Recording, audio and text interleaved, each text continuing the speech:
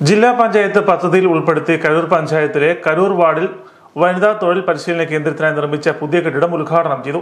ജില്ലാ പഞ്ചായത്ത് അംഗം രാജേഷ് വാൾപ്ലാക്കൽ കെട്ടിടത്തിന്റെ ഉദ്ഘാടനം നിർവഹിച്ചു. വളരെ നല്ല മനോഹരമായ രീതിയിൽ നമുക്ക് ഒരു ചെറിയ നിർമ്മാണ പ്രവർത്തനം ഇവിടെ ഇന്ന് പൂർത്തീകരിക്കുവാൻ കഴിഞ്ഞിരിക്കുകയാണ്. നമുക്കറിയാം, ഏതാനും വർഷങ്ങൾക്ക് മുമ്പ് വരെ നമ്മുടെ ഈ സ്ഥാപനം സർക്കാർ ഫണ്ടിൽ പണിതതാണ് എങ്കിൽ പോലും വളരെ മോശമായ ഒരു അവസ്ഥയിലാണ് കടന്നിരുന്നത് എന്നുള്ള കാര്യം നമുക്ക് എല്ലാവർക്കും അറിയാം.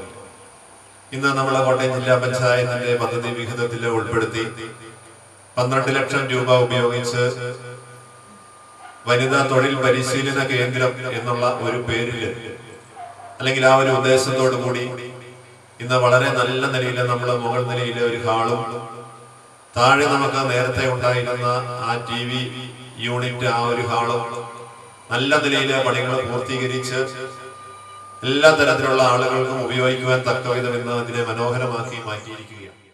രാജീവ് നഗർ പട്ടികജാതി പട്ടികവർഗ കോളനിയോടനുബന്ധിച്ച് 12 ലക്ഷം രൂപ ഉപയോഗിച്ചാണ് കെട്ടിടം നിർമ്മിച്ചിരിക്കുന്നത്.